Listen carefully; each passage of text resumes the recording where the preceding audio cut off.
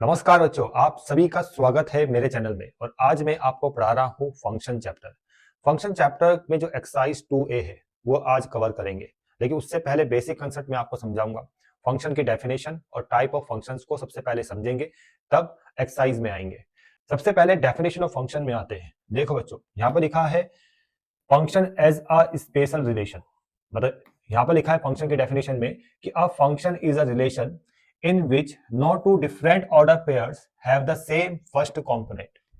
ये डेफिनेशन आपने क्लास 11 में भी पढ़ी होगी कि ऐसे रिलेशंस जिसमें दो डिफरेंट ऑर्डर पेयर्स के फर्स्ट कंपोनेंट सेम नहीं होने चाहिए, वो रिलेशन फंक्शन कहलाते हैं।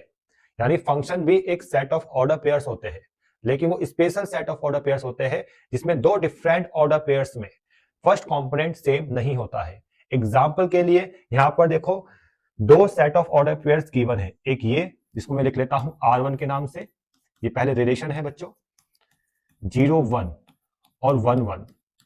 और एक सेट ऑफ ऑर्डर पेयर आपको ये दे रखा है जिसको मैं नाम देता हूं R2, 1 0 और 1 1।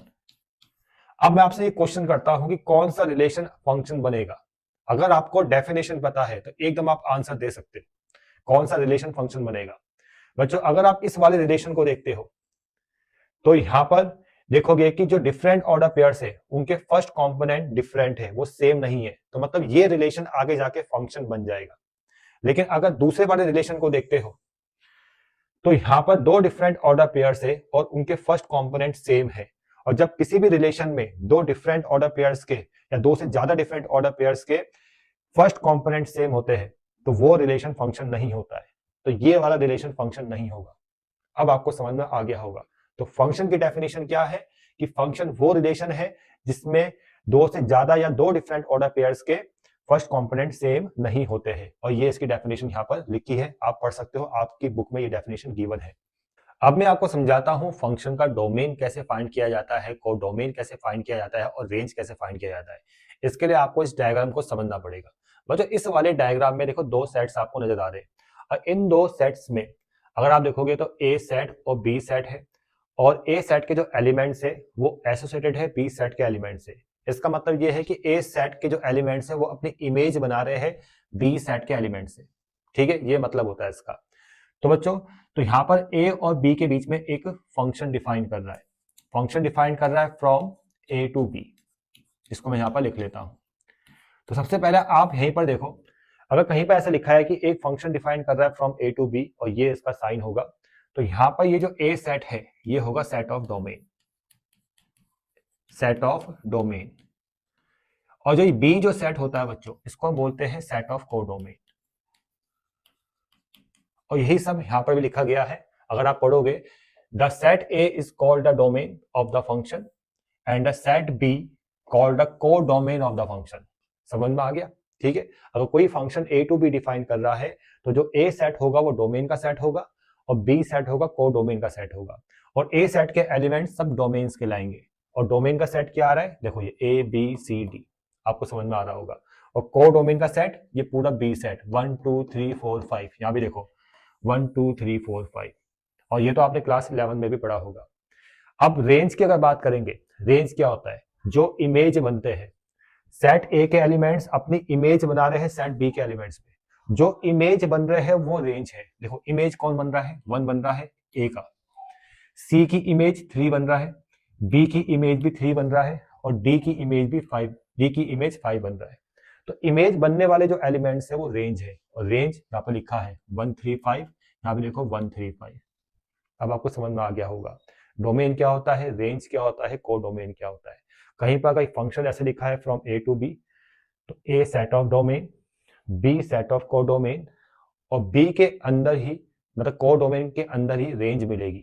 और वो एलिमेंट्स होंगे जो इमेज बन रहे होंगे। आई बात समझ में? आगे एक लाइन में लिखी गई है कि range is a subset of को डोमेन। रेंज को डोमेन के अंदर मिलती है ना, तभी हम बोलते हैं कि रेंज को डोमेन का सबसेट होता है। आप यहां भी ऑब्जर्व कर पा रहे होंगे, रेंज है 1 3 5 और को डोमेन क्या है 1 2 3 4 5। तो ये रेंज का जो सेट है ये को डोमेन का क्या है, सबसेट है। समझ में आ रहा है? ठीक है ना? तो ये बेसिक कंसेप्ट आपको क्लियर होना चाहिए पूरा, ठीक है, तब जाके आगे क्वेश्चन समझ में आएंगे। टाइप ऑफ फंक्शंस यही सबसे ज्यादा इंपॉर्टेंट है आपके लिए इस चैप्टर में। क्लास 12 के बोर्ड एग्जाम में ना यहीं से क्वेश्चन बनेंगे, टाइप ऑफ फंक्शन से ही क्वेश्चंस बनेंगे। टाइप ऑफ फंक्शन में one one function, many one function, into function, onto function, ये सब आपको पढ़ना है। और आईएससी मैथमेटिक्स के सिलेबस में मैनी वन, इनटू सब है बच्चों, लेकिन सीबीएसई में ना मैनी वन इनटू नहीं है, वहां पर सिर्फ वन वन है और ऑन टू है। आपके सिलेबस में वन वन भी है, ऑन टू भी है, मैनी वन भी है, इनटू भी है, जितने भी टाइप के रिलेशन फंक्शंस होते हैं वो सब है, इसलिए मैं आईएससी के हिसाब से आपको पढ़ा रहा हूँ। ठीक है, तो देखो बच्चों यहाँ पर सबसे पहले आपको समझना है वन वन फंक्शन को। वन वन फंक्शन जिसको इंजेक्शन बोलते हैं, और डेफिनेशन ये है बच्चों, an element of set A is associated to a unique element of set B. और दूसरे वे में भी ऐसे रीड कर सकते हो कि different elements in A have different image in B. देखो बच्चों, वन वन फंक्शन को समझने के लिए वन वन मैपिंग समझनी पड़ेगी। वन वन मैपिंग आपको ये गिवन है, एक फंक्शन डिफाइन कर रहा है फ्रॉम ए टू बी, ए के एलिमेंट्स बी के एलिमेंट से एसोसिएटेड है, मतलब ए के एलिमेंट्स बी के एलिमेंट्स पे अपनी इमेज बना रहे हैं। अब ए की इमेज 1 है, बी की इमेज 2 है, सी की इमेज 3 है, और सभी इमेजेस जो बन रही है वो यूनिक है। कहने का मतलब डिफरेंट एलिमेंट्स की डिफरेंट डिफरेंट इमेज है। आई बात समझ में? ए की इमेज 1 है, बी की इमेज 2 है, सी की इमेज 3 है। ये डिफरेंट एलिमेंट्स, उनकी डिफरेंट इमेज। दूसरे वे में कैसे रीड करोगे? एवरी एलिमेंट की इमेज क्या है? यूनिक है, ऐसे भी रीड कर सकते हो। तो जब इस टाइप की मैपिंग आपको दिखाई देती है, इस टाइप का पैटर्न आपको दिखाई देता है मैपिंग में, तो वो वन वन मैपिंग कहलाती है और वो वन वन फंक्शन होता है। ठीक है, जो function A to B define कर रहा है। और प्रैक्टिकली आपको फंक्शन ऐसे देखने हैं, जब एग्जाम में क्वेश्चंस ऐसे फंक्शन जो आपको बुक में दिखाई देंगे इस टाइप के, जैसे ये है, ये एक वन वन फंक्शन है। कैसे पता? अगर मैं यहाँ पर डिफरेंट डोमेन पुट करूंगा, जैसे x की जगह 1 पुट करता हूँ, तो मुझे आंसर क्या मिल रहा है? 3 मिल रहा है। फिर डोमेन x की जगह मैं 2 ले रहा हूँ, तो मुझे आंसर क्या मिल रहा है? 4 मिल रहा है। तो मैंने यहाँ पर डिफरेंट डिफरेंट डोमेन लिए, उनका डिफरेंट डिफरेंट आंसर आ रहा है। तो ये आंसर जो होता है वही इमेज होती है। ठीक है, तो यहाँ पर डिफरेंट डिफरेंट डोमेन लेने पर डिफरेंट डिफरेंट आंसर आ रहा है। अगर मैंने F3 लूंगा तो उसका डिफरेंट आंसर आएगा। तो इस टाइप के जो फंक्शन है ये वन वन फंक्शन है। समझ में आ गया आपको?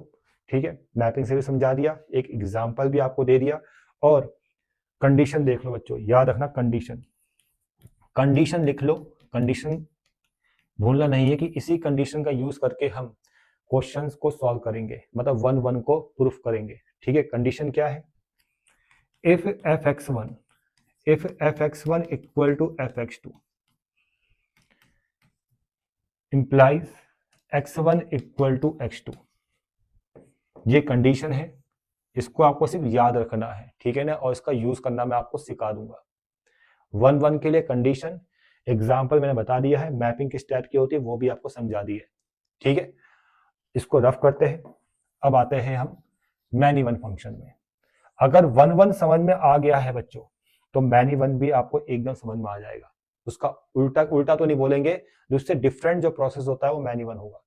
और मैनी वन को समझाने के लिए मैं यहाँ पर एग्जाम्पल देता हूँ। सबसे पहले एग्जाम्पल देखो, F X equal to X square, और इस फंक्शन में मैं 1 रख रहा हूं x की जगह पे,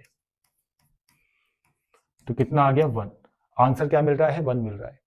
और फिर x की जगह पे मैं यहां पर -1 रख रहा हूं, तो -1 का स्क्वायर, ये भी कितना आ गया? 1। तो दो डिफरेंट डोमेन से उनकी रेंज सेम आ रही है, मतलब इमेज सेम आ रही है।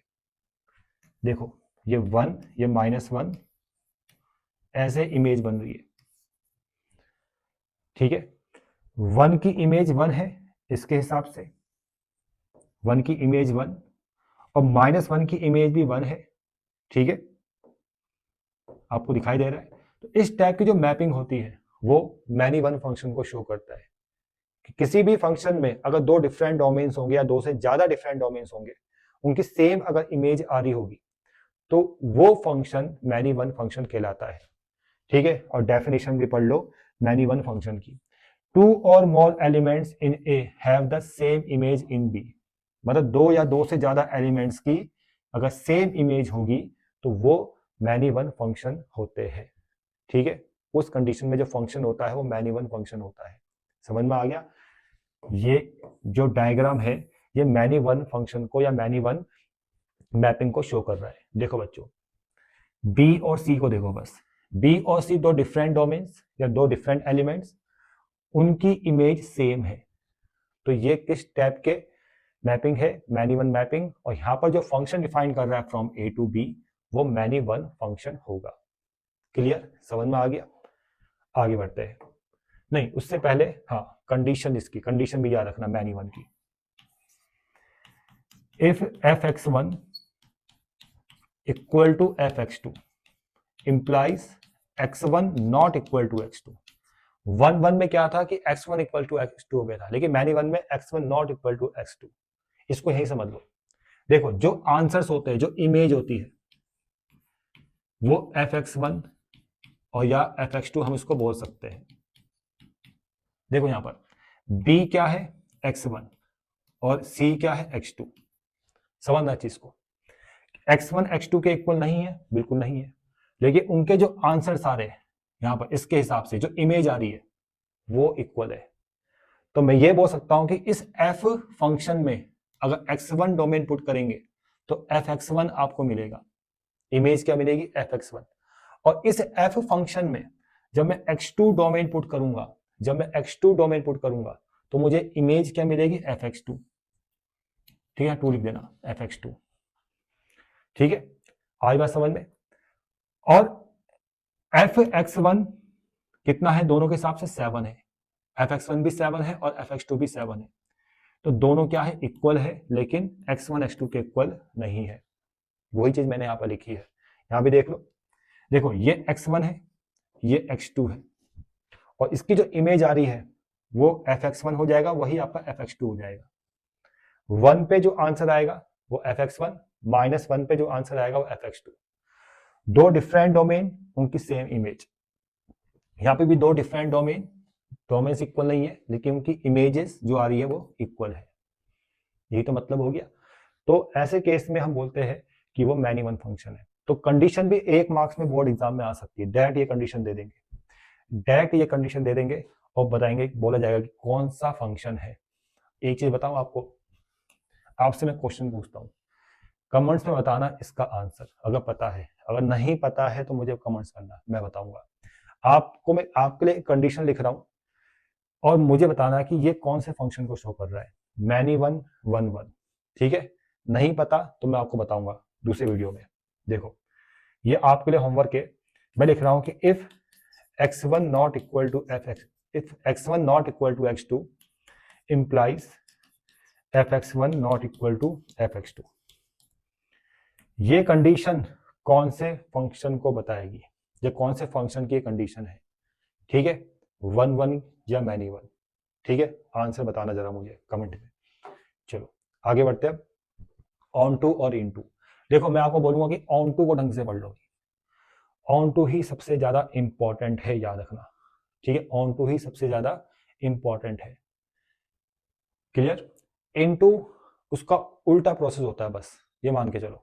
ऑन टू समझ में आ गया, इन टू भी समझ में आ जाएगा। तो ऑन टू के लिए मैं यहाँ पर आपको पढ़ा रहा हूँ। ये इन टू हटा दो यहाँ पर, यू, ठीक है, ये इन टू का भी हटा दो। ऑन टू को सरजेक्शन भी बोलते हैं। ठीक है, और ऑन टू की ही ये डेफिनेशन है, ऑन टू के लिए ही ये मैपिंग है। ठीक है ना, ऑन टू के लिए ही ये मैपिंग है। देखो, यहां पर एक function F A to B define कर रहा है, बिल्कुल स्टेप बाय स्टेप मैं बताऊंगा। A to B function define कर रहा है और वो फंक्शन ऑन टू फंक्शन है, मतलब सरजेक्शन है। कब? If every element of B has a preimage in A. ठीक है, पहले इस वाली लाइन को मैं आपको एग्जांपल से समझाता हूं, अपनी तरफ से एग्जांपल दूंगा। ये आ गया ए सेट, ये आ गया बी सेट। ए सेट के एलिमेंट है 1 2 3 4, बी सेट के एलिमेंट है 5 6 7 8, और function A to B define कर रहा है, और वो जो फंक्शन है एफ एक्स है, F X equal to X plus 4। ठीक है, वो फंक्शन क्या है? F X equal to X plus 4।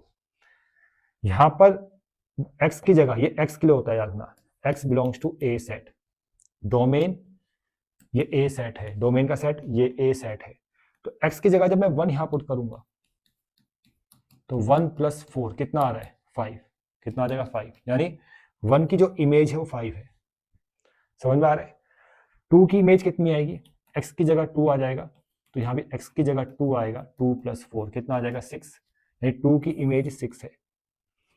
3 की इमेज उसी तरह से 7 आएगी 3 प्लस, और 4 की इमेज कितनी आएगी 8, x की जगह 4, 4 + 4 8। समझ में आ रहा है? ये बन रही है इमेज।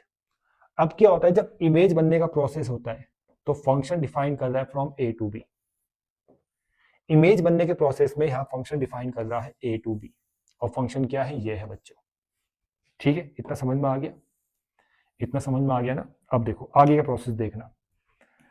अब क्या होता है इसका उल्टा प्रोसेस भी चलता है, प्री इमेज। प्री इमेज कैसे, ऐसे ये प्री इमेज बन रही है, ये बन रही है प्री इमेज। और प्री इमेज कौन बनाता है, को डोमेन के एलिमेंट्स।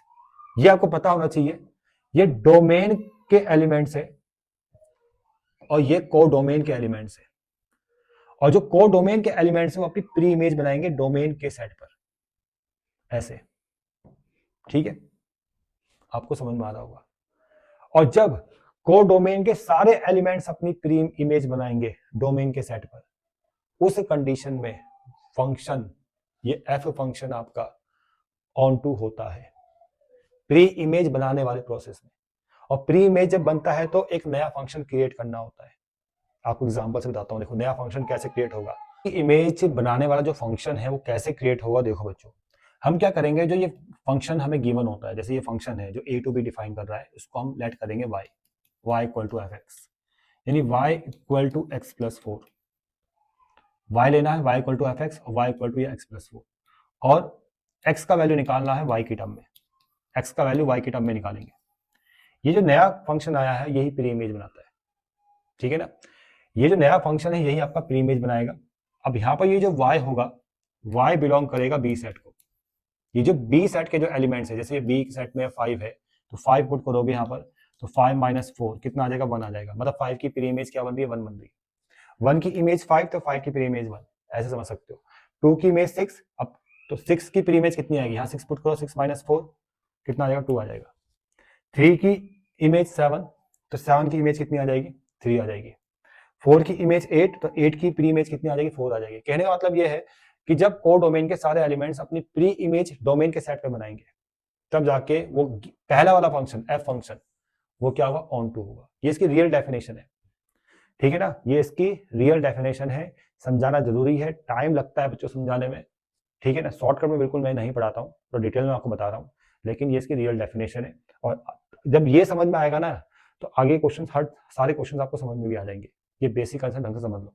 इतना समझ में आ गया, तो अभी हमने इस डेफिनेशन को यहां से लेके यहां तक समझा है। If every element of B has a preimage in A, अब समझ में आ गया प्री इमेज कैसे बन रहा है। उसके बाद एक चीज और बोली गई है, the set of B entirely used up. ये जो सेट ऑफ बी है ना पूरा कंप्लीटली यूज्ड होगा, सेट ऑफ बी पूरी तरह से यूज्ड होगा। आगे ये भी बोला है कि if range of F equal to codomain, देखो ये सबसे इंपॉर्टेंट लाइन है यहाँ पर। ठीक है, जो रेंज है, अगर मैं इसकी रेंज क्या होती है, इमेजेस, देखो रेंज क्या है 5 6 7 8, जो इमेजेस है वही रेंज है। तो रेंज क्या है अकॉर्डिंग टू दिस, रेंज यहां पर क्या है 5 6 7 8। और कोडोमेन का सेट क्या है, कोडोमेन का सेट क्या है, ये बी सेट कोडोमेन का होता है, और बी सेट भी यही है बच्चों, बी सेट भी यही है 5 6 7 8। तो यानी रेंज इक्वल टू कोडोमेन। अब खुद दिमाग लगाओ ना, जब बी सेट पूरी तरह से यूज्ड होगा, यूज्ड होने का सेंस क्या होता है कि बी सेट के सारे एलिमेंट्स किसी ना किसी की इमेज होंगे। जब बी सेट पूरी तरह से यूज्ड होगा ना, ठीक है ना, तो इसका मतलब रेंज जो होगा वो हमेशा कोडोमेन के इक्वल आएगा, और जब रेंज हमेशा कोडोमेन के इक्वल आएगा तब हम बोलेंगे कि फंक्शन कैसा है, ऑन टू है। ठीक है, तब भी ये भी एक नई कंडीशन बनती है, range equal to codomain. Paper में 1 मार्क्स में क्वेश्चन आता है, वहां पर रेंज गिवन होगा, कोडोमेन गिवन होगा। रेंज अगर कोडोमेन के इक्वल है तो ऑन टू है, अगर रेंज कोडोमेन के इक्वल नहीं है तो ऑन टू नहीं है। अगर ऑन टू नहीं है तो कौन सा होगा, फिर वो इनटू हो जाएगा। अभी इनटू समझा रहा हूं आपको मैं। अब समझते बच्चों इनटू फंक्शन को, फटाफट समझ लेते हैं। वैसे मैंने आपको बताया है कि जो इनटू फंक्शन होता है वो बिल्कुल उल्टा है ऑन टू का। अब इनटू फंक्शन को समझने के लिए ना ये वाली मैपिंग समझ लो आप। देखो ऑन टू की कंडीशन याद करो। ऑन टू के लिए मैंने बताया था कि रेंज इक्वल टू कोडोमेन, और यहां पर देखो कोडोमेन का सेट तो पूरा ये है जिसमें कितने एलिमेंट्स है, कोडोमेन में कितने एलिमेंट्स है 1 2 3 4, और रेंज क्या है इसमें 1 2 3 जो इमेज बन रहे 1 2 3, रेंज का सेट क्या डिफाइन होगा 1 2 3। आप खुद देखो कि रेंज क्या कोडोमेन के इक्वल है, नहीं है बच्चों। और जिस मैपिंग में कोडोमेन रेंज के इक्वल नहीं होता वो ऑन टू फंक्शन नहीं होता, वो इनटू फंक्शन होता है। ठीक है, पहला स्टेप ये है। दूसरा स्टेप मैंने ऑन टू में क्या समझाया था कि कोडोमेन का सेट पूरी तरह से यूज होता है।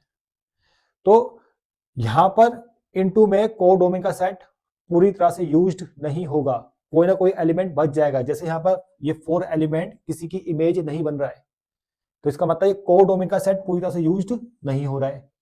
ठीक है, तीसरे स्टेप आपको ऑन टू के लिए याद करो कि प्री इमेज बनाएंगे हर कोई, मतलब कोडोमेन के सारे एलिमेंट अपनी प्री इमेज डोमेन के सेट में बनाएंगे। अब यहां पर देखो जो इमेज है 1 वो तो प्री इमेज बनाएगा, 2 भी अपनी प्री इमेज बनाएगा, 3 भी अपनी प्री इमेज बनाएगा, लेकिन जो 4 है वो किसी की इमेज नहीं है, तो वो अपनी प्री इमेज कहां बनाएगा, वो बनाएगा ही नहीं। ठीक है, तो बहुत सारे तरीके हैं इनटू को भी समझने के लिए। बस ऑन टू अगर आपको समझ में आ गया, ठीक है, तो जिस कंडीशन में ऑन टू वेरीफाई हो रहा है तो उसका उल्टा कर दो। ठीक है, मतलब जिस कंडीशन में ऑन टू वेरीफाई नहीं हो रहा है तो वो इनटू बन जाएगा, बस ये मान के चलो। ऑन टू के लिए range equal to codomain, into के लिए range not equal to codomain. Onto के लिए कोडोमेन का सेट पूरी तरह से यूज होता है, ठीक है ना। इनटू के लिए कोडोमेन का सेट पूरी तरह से यूज नहीं होगा। क्लियर।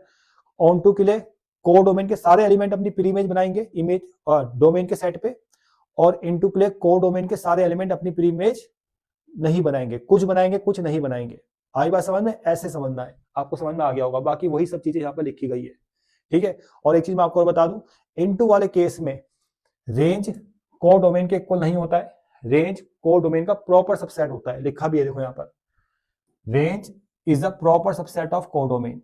ठीक है, बाकी जितना ही मैंने आपको समझाया सब यहाँ पर लिखा है, जैसे आपको समझ में आ गया होगा। ठीक है, उसके बाद बस 1 1 ऑन टू फंक्शन जिसको बाइजेक्शन बोलते हैं, इसको भी समझ लो। देखो 1 1 समझा दिया, ऑन टू समझा दिया, दोनों मिल गए 1 1 ऑन टू। जैसे ये मैपिंग 1 1 की है, हर डिफरेंट एलिमेंट का डिफरेंट इमेज 1 1 है, और ऑन टू भी है, कोडोमेन का सेट पूरी तरह से यूज्ड हो रहा है, रेंज इक्वल टू कोडोमेन आ रहा है, तो कौन सा फंक्शन है आपका ऑन टू भी है। तो जो 1 1 है ऑन टू भी है, तो 1 1 ऑन टू बन गया, 1 1 ऑन टू बन गया तो बाइजेक्शन उसको बोलेंगे बस। ठीक है, बस ये जो यहाँ पे लिखा है उसको पढ़ लेना, नहीं भी पढ़ोगे चीजें यहीं से मैपिंग से ही आपको समझ में आ जाएगी। जो 1 1 भी है ऑन टू भी है वो आपका 1 1 ऑन टू है, जिसको हम बाइजेक्टिव या बाइजेक्शन बोलते हैं। ठीक है, चलो उसके बाद 1 1 इन टू है, वही चीज बता रहा हूं मैं आपको। 1 1 देखो 1 1 की मैपिंग आपको दिखाई दे रही है, हर डिफरेंट एलिमेंट का डिफरेंट इमेज है, लेकिन ऑन टू अगर चेक करोगे तो कोडोमेन का सेट पूरी तरह से यूज्ड नहीं है, रेंज इक्वल टू कोडोमेन नहीं है। रेंज यहां पर क्या है 2 3 5, कोडोमेन क्या है 2 3 5 7। अब आपके दिमाग में बैठ गई होगी कि भाई codomain is not equal to range, then function is not onto, but according to this mapping function is 1 1। ठीक है, तो आपको चीजें समझ में आ गई। तो ये 1 1 इनटू फंक्शन है। वैसे मैनी 1 ऑन टू होता है, वैसे मैनी 1 इनटू भी होता है। मैपिंग से समझ लो। देखो मैनी 1 कब होगा, जब डिफरेंट एलिमेंट का सेम इमेज होगा, different elements have same image, then function is many 1। ठीक है, और ऑन टू के लिए set of codomain in completely used, मतलब सेट ऑफ कोडोमेन पूरी तरह से यूज्ड हो रहा है, तो बस ऐसे देखना होता है। तो ये मैनी 1 ऑन टू हो गया। और मैनी 1 इन टू क्या होगा, मैनी 1 में different element have same image, तो मैनी 1। एंड इन टू के लिए the set of codomain does not completely used, set of codomain पूरी तरह से यूज्ड नहीं है, range is not equal to codomain, then function is into, और पूरा complete function is many 1 into. ठीक है, तो देखो मेन तो इसमें शुरू के ही जो 4 फंक्शंस थे वही इंपॉर्टेंट है, 1 1 ऑन टू, मैनी 1 और इनटू, बस बाकी ये सब चीजें तो आपको समझ में आ जाएगी। उन चारों को मिला मिला के बाकी के ये 4-5 फंक्शंस और बन गए। ठीक है, तो आई थिंक आपको समझ में आया होगा। अब आगे बढ़ते हैं। में क्वेश्चन नंबर 1 में देखो ए सेट गिवन है, बी सेट गिवन है और फंक्शन डिफाइन कर रहा है ए टू बी, और फंक्शन आपको दे रखा है ये F X equal to X plus two. तो देन द फंक्शन इज, कौन सा फंक्शन होगा? तो देखो मैपिंग से समझते हैं। ए सेट बी सेट, ए सेट के एलिमेंट 1 2 3 4, बी सेट के एलिमेंट 1 2 3 4 5 6। फंक्शन क्या है? फंक्शन भी लिख लो भाई, ये फंक्शन है F X equal to X plus two. देखो ये एक्स जो है ना वो ए सेट को बिलोंग करेगा, याद रखना X belongs to A set, क्योंकि फंक्शन डिफाइन कर रहा है A to B, domain A को बिलोंग करता है। ए क्या होता है? डोमेन का सेट, और बी क्या होता है? को डोमेन का सेट। जो आंसर आता है वो को डोमेन के अंदर मिलता है, पता होना चाहिए। तो यानी एक्स डोमेन ए सेट को बिलोंग करेगा, तो एक्स की पॉसिबिलिटी 1 है। जैसे आप 1 पुट करोगे तो 1 + 1 कितना आ रहा है? 1 + 2 कितना आ रहा है? 3। तो 1 की इमेज क्या बन गई? 3 बन गई। अब 2 पुट करो, यहाँ पर 2 पुट करेंगे, देखो 2 पुट करेंगे तो 2 + 2 कितना आ रहा है? 4 आ रहा है। 2 की इमेज 4 आ गई। 3 की इमेज कितनी आ जाएगी? 5। 3 + 2 5, और 4 की इमेज क्या आएगी? 4 + 2 6। तो यहां पर मैपिंग से साफ दिख रहा है कि 1 1 है, मैपिंग से साफ दिख रहा है कि 1 1 है। ठीक है, और मैपिंग से ये भी शो हो रहा है कि ऑन टू नहीं है। क्योंकि ऑन टू क्यों नहीं है? क्योंकि range is not equal to, range यहां पर नॉट इक्वल टू कोडोमेन है। समझ में आ गया? जब range not equal to codomain होता है तो मैंने बताया था वो फंक्शन ऑन टू नहीं होता। तो ऑप्शन के हिसाब से चलेंगे, ऑप्शन तो फिलहाल यहाँ पर 1 1 का ही है, तो ये आपका 1 1 फंक्शन है, ऑन टू नहीं है। अब देखो 1 1 है तो मैनी 1 भी नहीं होगा, ऑन टू तो हम कंफर्म कर चुके हैं कि ऑन टू नहीं है। और जब ऑन टू 1 1 नहीं है तो बाइजेक्टिव भी नहीं है, क्योंकि बाइजेक्टिव कौन सा फंक्शन होता है? बाइजेक्टिव कौन सा होता है? जो 1 1 ऑन टू दोनों होता है, याद रखना। देखो क्वेश्चन नंबर 2 को पढ़ाने से पहले मैं क्वेश्चन नंबर 3 कराऊंगा आपको, क्वेश्चन नंबर 3 कराऊंगा, वो ज्यादा अच्छा आपको समझ में आएगा। पहले क्वेश्चन नंबर 3 करो। देखो क्वेश्चन नंबर 3 में ना फंक्शन डिफाइन कर रहा है N to N, function N to N define कर रहा है। एफ एक्स आपको दे रखा है 2x, F X equal to 2x, और शो डैट करना है कि फंक्शन 1 1 है और इनटू है। इनटू का मतलब ऑन टू नहीं है, ठीक है, लेकिन उससे पहले आपको 1 1 प्रूफ करना है। तो देखो बच्चों, मैंने स्टार्टिंग में आपको बताया था कि जब किसी फंक्शन को 1 1 प्रूफ करना होता है तो उसके लिए कंडीशन मैंने लिखाई थी। कंडीशन याद कर लो भाई, कंडीशन देख लो, याद करो कंडीशन क्या होती है। कंडीशन लिखाई थी मैंने कि if fx1 equal to fx2 implies x1 equal to x2, ये कंडीशन है भाई। मतलब fx1 इक्वल टू fx2 तो x1 इक्वल टू x2, ठीक है। तो यहां पर भी इसी कंडीशन से हम 1 1 प्रूफ करेंगे। ये स्टेप थोड़े रटने पड़ेंगे और बहुत ही आसान है। इस टाइप के जितने भी क्वेश्चन है जहां पर आपको 1 1 प्रूफ करना है वहां पर आप इसी कंडीशन का यूज करोगे, याद रखना। और बहुत ही आसान है, एक ही बारी में समझ में आ जाएगा। देखो कैसे यूज करना है। आपने पहले fx1 निकालना है। देखो x की जगह x1 आ गया तो ये आ गया 2x1 x, फिर fx2 निकालना है, यानी x की जगह x2 आ जाएगा तो यहाँ भी x की जगह x2 2x2। फिर दोनों को इक्वल लेके चलना है, ठीक है, दोनों को इक्वल लेके चलना है। fx1 equal to fx2। अब जब ये दोनों इक्वल है तो 2x1 भी 2x2 के इक्वल होगा, यानी 2x1 इक्वल टू 2x2। 2 से 2 कैंसिल, यानी क्या आएगा? x1 इक्वल टू x2 आ गया। देखो ये आ गया ना, एकदम आप डायरेक्ट लिख दोगे उसके बाद और सीधा लिख दोगे कि f इज 1 1, बस f इज 1 1। आगे समझ में? ऐसे करना है, सारे क्वेश्चन ऐसे करने हैं, ठीक है। और ज्यादा मत सोचना कि ऐसा क्यों हो रहा है, कब हो रहा है। इसके लिए मैं बेसिक वीडियो बनाऊंगा जरूर, लेकिन ज्यादा दिमाग लगाने की जरूरत नहीं है। आपको 1 1 प्रूफ करना है, कंडीशन याद रखो, कंडीशन वेरीफाई करो, 1 1 प्रूफ हो गया, ठीक है। चलो ऑन टू, सॉरी इनटू है, ये ऑन टू नहीं है, इनटू है, ऑन टू नहीं है बस। और जब इनटू के लिए कंडीशन क्या होती है? देखो याद करो, इनटू के लिए कंडीशन होती है कि जो रेंज होता है वो को डोमेन के इक्वल नहीं होता। तो यहां पर मैं रेंज निकालूंगा और सेट ऑफ को डोमेन तो हमेशा गिवन होता है। तो सबसे पहले देखो मैं को डोमेन का सेट लिख लेता हूं। को डोमेन का सेट, को डोमेन का सेट यहां पर क्या है? ये अगर function N to N define कर रहा है ना तो ये वाला जो n होता है ये कोडोमेन होता है, ठीक है। कोडोमेन का सेट क्या है, n, ठीक है। और रेंज देखो, रेंज कैसे निकलेगी, रेंज आप फंक्शन को देख कर रेंज निकाल सकते हो। फंक्शन क्या है 2x। अब आपने देखो 11th में 10th में ऐसे क्वेश्चन पढ़े होंगे कि यहीं कहीं पर लिखा होता है 2n, तो बोलते हैं 2n क्या होता है यार, 2n तो इवन नंबर होता है, सभी को पता है ना, 2n तो इवन नंबर होता है। तो यहां पर अगर 2x लिखा है फंक्शन, तो इसका आउटपुट क्या होगा, अगर मैं x1 पुट कर दूं 2 आएगा, यहाँ पर x2 पुट कर दूं 4 आएगा, x3 पुट कर दूं 6 आएगा, तो आउटपुट क्या मिल रहा है, इवन नंबर तो मिल रहा है। तो ये 2x भी क्या है, इवन नेचुरल नंबर को शो करेगा, मतलब फंक्शन का जो आंसर आएगा ना वो इवन ही आएगा, इवन नेचुरल नंबर ही आएगा। समझ में आ रहा है? तो फंक्शन को देख के आप बता सकते हो कि रेंज क्या आने वाली है। रेंज क्या होगी भाई, रेंज कितनी क्या होगी आपकी, even natural number, even natural number. अब इवन नेचुरल नंबर के सेट के अंदर मिलती है, ठीक है। लेकिन इवन नेचुरल नंबर का जो सेट होता है वो पूरे नेचुरल नंबर के सेट के इक्वल नहीं होता। समझ में आ रहा है? तो पता ही होगा ना आपको। इसका मतलब रेंज कोडोमेन के इक्वल नहीं है, range is not equal to codomain. और जब रेंज कोडोमेन के इक्वल नहीं है ना, तो आप सीधा बोलोगे क्या, ये फंक्शन आपका इनटू है, ऑन टू नहीं है। एफ इज इनटू, ये आपका इनटू फंक्शन है।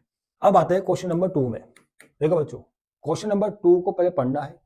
यहां पर फंक्शन डिफाइन कर रहा है R2R, फंक्शन डिफाइन कर रहा है R2R, और एफ एक्स यहां पर क्या है, ये फंक्शन आपको दे रखा है F X equal to A X plus B, और प्रूफ करना है कि ये फंक्शन बाइजेक्टिव है। अब बाइजेक्टिव का मतलब क्या होता है भाई, बाइजेक्टिव का मतलब 1 1 और ऑन टू, ये होता है। मतलब आपको इस फंक्शन को 1 1 भी प्रूफ करना पड़ेगा, ऑन टू भी प्रूफ करना पड़ेगा।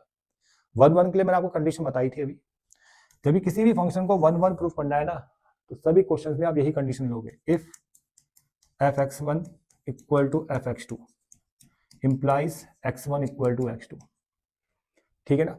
चलो अब यहां पर देखो भाई, 1 1 प्रूफ करने जा रहा हूं मैं अभी फिलहाल, 1 1 प्रूफ करने जा रहा हूं, ठीक है। 1 1 प्रूफ करने जा रहा हूं, तो हम क्या करेंगे, यहाँ पर f(x1) निकालेंगे, कितना आएगा भाई, x की जगह x1 आ जाएगा, फिर f(x2) निकालेंगे, ठीक है। यहाँ पर क्या है f(x2), ax2 plus B, x की जगह x2 आ जाएगा, फिर दोनों को इक्वल लेके चलेंगे क्योंकि यहाँ पर दोनों इक्वल है।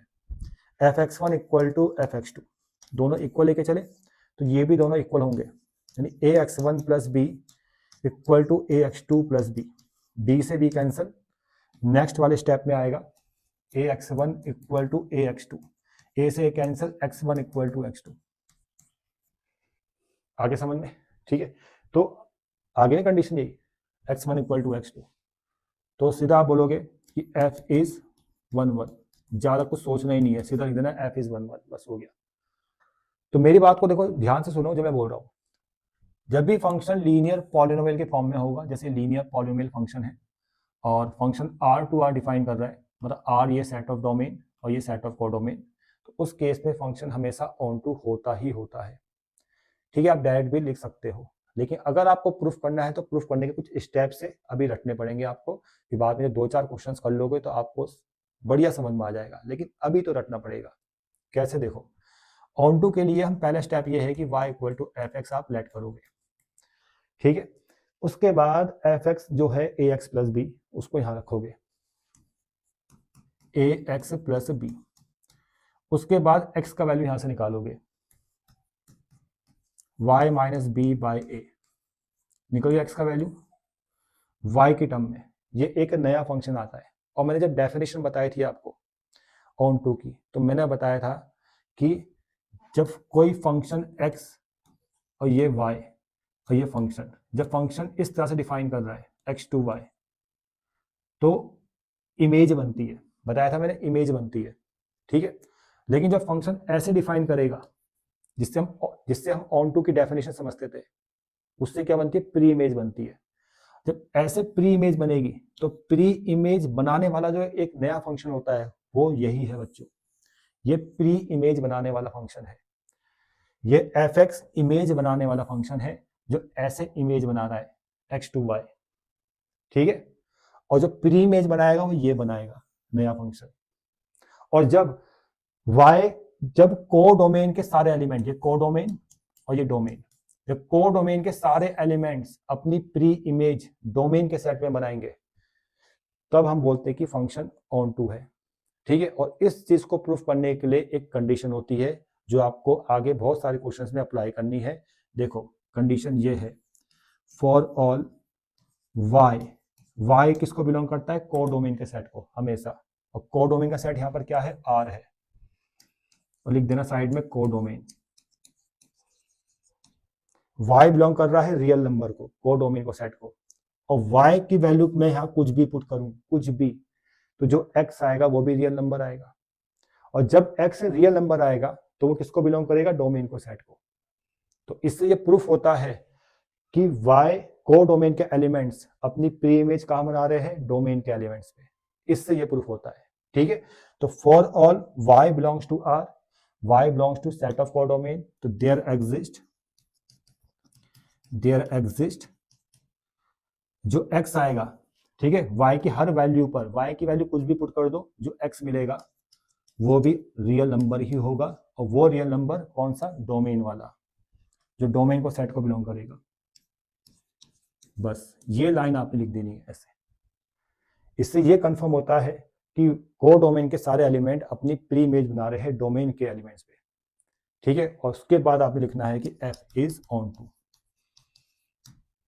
समझ में आ गया।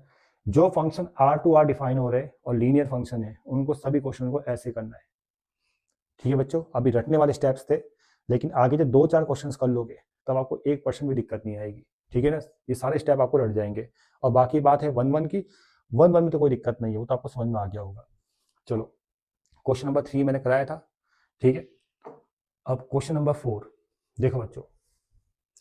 क्वेश्चन नंबर 4 है, ये देखो, ये फंक्शन भी R टू R डिफाइन कर रहा है, और ये भी एक लीनियर फंक्शन है, ये भी एक लीनियर फंक्शन है। तो मैंने आपको बताया है linear function R to R define कर रहा है, जो प्रोसेस अभी बताया था क्वेश्चन नंबर 2 में वैसे ही करना है। ठीक है, देखो यहाँ पर तो पहले आपको बताना है कि कौन सा करेक्ट ऑप्शन है। अब मैंने आपको बता ही रखा है कि लीनियर फंक्शन अगर R टू R है तो 1-1 भी होगा, ऑन टू भी होगा। तो यहाँ पर देखो फर्स्ट वाला सही ऑप्शन होगा, 1-1 ऑन टू। देखिए हम इसको प्रूफ करेंगे। ठीक है, पहले हम देखो 1-1, लीनियर फंक्शन हमेशा 1-1 होता ही होता है, याद रखना। ठीक है, 1-1 अगर प्रूफ करना है तो f(x1) निकालना है, कितना आएगा, 3x1, फिर f(x2) आप फाइंड करोगे, 3x2 आ गया। दोनों को इक्वल लेके चलेंगे, दोनों को इक्वल लेके चलना है, यानी 3x1 इक्वल टू 3x2, 3 से 3 कैंसिल, यानी x1 equal to x2, 1-1 proof हो गया। ठीक है, f इज 1-1। समझ में आ रहा बच्चों, 1-1 प्रूफ हो गया। अब ऑन टू के लिए आएंगे। देखो ऑन टू के लिए जो स्टेप मैंने बताए थे, y equal to fx, y equal to fx कितना है भाई, 3x, और x का वैल्यू निकालना है। और ये एक नया फंक्शन होता है जो प्री इमेज बनाता है, ये एक न्यू फंक्शन है, this is a new function, this is a new function create pre image, जो प्री इमेज बनाएगा, याद रखना, from codomain to domain. Codomain की प्री इमेज कहां बनेगी, ऑन सेट ऑफ डोमेन। ठीक है, समझ में आ गया। वो मैंने शॉर्टकट में ये लिख दिया ताकि आपको चीजें समझ में आ जाए। ये एक नया फंक्शन है जो क्रिएट कर रहा है pre image from set of codomain to set of domain. ठीक है, ये लिख दिया ऐसे मैंने समझाने के लिए। तो इस चीज को वेरीफाई करने के लिए कि इसकी प्री इमेज कहां बन रही है, सेट ऑफ डोमेन पे, कोडोमेन के सारे एलिमेंट की प्री इमेज कहां बन रही है, सेट ऑफ डोमेन पर। इसको प्रूफ करने के लिए जो कंडीशन जो लिखते हैं हम, जो स्टेप जो लिखते हैं, वो लिखना पड़ेगा ये, for all y belongs to set of codomain. देखो y हमेशा सेट ऑफ कोडोमेन को बिलोंग करेगा। ठीक है, सेट ऑफ कोडोमेन क्या है, R, यहां लिख देना सेट ऑफ कोडोमेन। ठीक है, देयर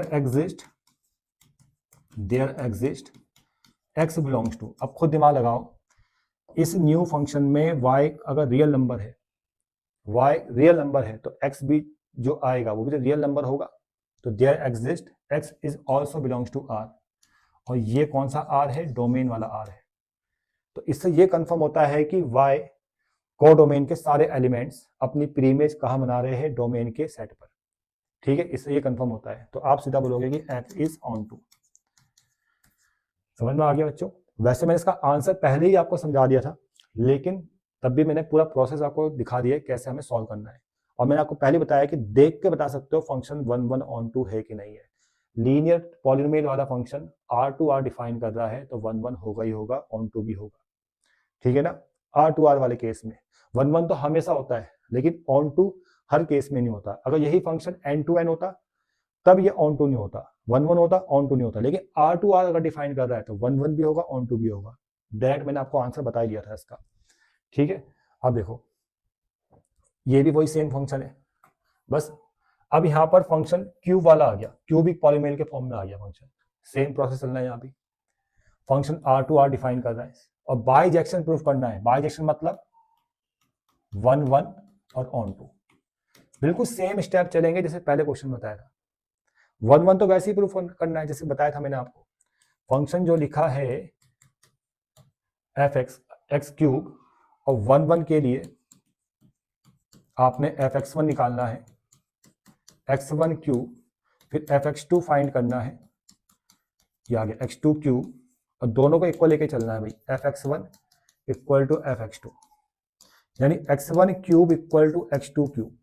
अब क्यूब से क्यूब कैंसिल ही कर दो, चलो x1 इक्वल टू x2। ठीक है, शॉर्टकट में कर दिया है। वैसे ये स्टेप बनता है कि ये इधर आएगा, फैक्टर होंगे, इतना करने की जरूरत नहीं है, सीधा जो हमें चाहिए बस उससे मतलब रखो। x1 इक्वल टू x2 आ गया। ठीक है, तो यहां पर f इज 1 1, बस f इज 1 1। समझ में आ रहा है ना? 1 1 में कोई दिक्कत नहीं है, आप देख के बता दोगे क्यूबिक फंक्शन भी R2R 1 1 होता है, लेकिन एक्स स्क्वायर वाला नहीं होता। एक्स स्क्वायर वाला मैंने स्टार्टिंग में बताया था क्यों नहीं होता, कि वहां दो डिफरेंट डोमेन में सेम आंसर आता है। यहाँ पर ऐसा नहीं होगा। क्यूबिक फंक्शन R2R ये भी 1 1 ऑन टू होता ही होता है। ठीक है ना? तो देखो अब ऑन टू के लिए, ऑन टू के लिए आपने y equal to F X लेना है, y equal to X cube, और x का वैल्यू निकालना है y की टर्म में। क्यूब रूट आ जाएगा यहाँ पर। ठीक है, क्यूब रूट आ जाएगा ऐसे। ये एक नया फंक्शन है जो प्री इमेज बनाता है, और प्री इमेज बनती है को डोमेन से डोमेन के सेट पर। ठीक है, डेफिनेशन ऑन टू की याद रखो, तभी चीजें समझ में आएगी। और अब तो चीजें आपको रट गई होगी, क्योंकि मैंने 2 4 क्वेश्चन करा दिए ऐसे, और मैंने आपको बोला था 2 3 क्वेश्चन ढंग से समझ लो, आपको रट जाएगा। ठीक है, तो यहाँ पर आपको अगर ऑन टू प्रूफ करना है, अब ऑन टू प्रूफ करना है तो आपको वो कंडीशन लिखनी पड़ेगी जो मैंने अभी आपको बताई थी, कि for all y belongs to set of codomain. Codomain का सेट क्या है? R, set of codomain. और अगर y रियल नंबर है, पॉजिटिव या नेगेटिव, नेगेटिव लोगे तो क्यूब रूट में कोई फर्क नहीं पड़ता, वो रियल ही देगा। हाँ, स्क्वायर रूट में नेगेटिव लोगे, स्क्वायर रूट के अंदर नेगेटिव लोगे तो वो इमेजिनरी या कॉम्प्लेक्स नंबर बन जाता है। लेकिन क्यूब रूट पर कोई इमेजिनरी नंबर नहीं बनता, वो रियल ही बनता है। मतलब जैसे आपने y की जगह -1 ले लिया क्यूब रूट में, ठीक है, तो कितना देगा भाई? -1 ही देगा। ठीक है, -8 ले लिया, क्या देगा वो? -8 में कितना देगा भाई? -2 देगा। -8 का क्यूब रूट -2 हो जाएगा। ठीक है, क्यूब रूट में जो आउटपुट आएगा वो रियल ही आएगा। समझ में आ रहा है ना? तो y belongs to R, there exist x is also belongs to R। y अगर रियल नंबर को बिलोंग कर रहा है तो x भी रियल नंबर को बिलोंग करेगा, यानी डोमेन को, सेट को। और हम बोल सकते हैं कि यहाँ पर फंक्शन आपका ऑन टू भी होगा, और जब फंक्शन ऑन टू होगा 1 1 है तो बाइजेक्शन भी होगा। ठीक है,